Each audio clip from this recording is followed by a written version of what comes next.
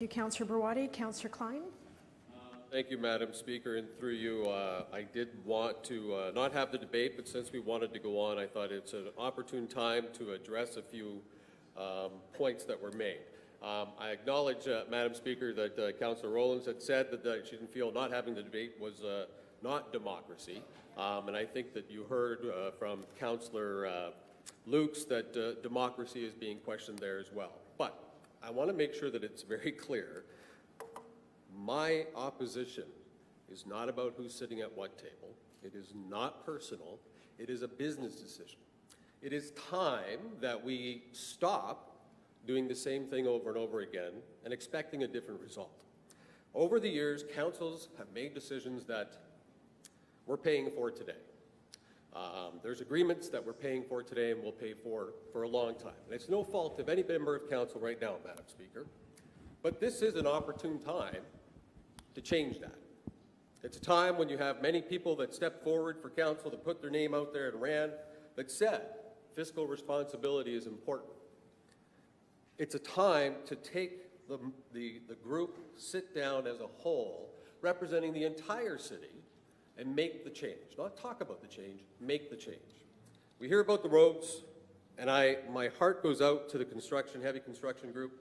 I appreciate Councillor Eadie's pledge of borrowing the money, but we know we're near our debt ceiling. So why wouldn't we look at a more reasonable approach to find the $10 million as a 1% reduction somewhere in the budget? 1% of savings. We are all intelligent people. We all have something to bring to the table. Surely we could find 1% savings to put $10 million towards roads. We are responsible for core services. And again, Madam Speaker, we may not have made the decisions that got us to where we are today, but it's time to stop and focus on the basics. To focus on the basics for taxpayers, to get back to spending the money and working and spending our time on what they anticipate, what they want from their municipal government. I, too, have a lot of respect for all of the members in the Budget Committee. I'm sure it was a very difficult process.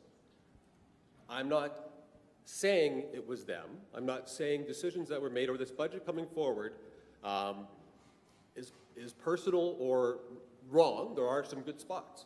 There are some good things.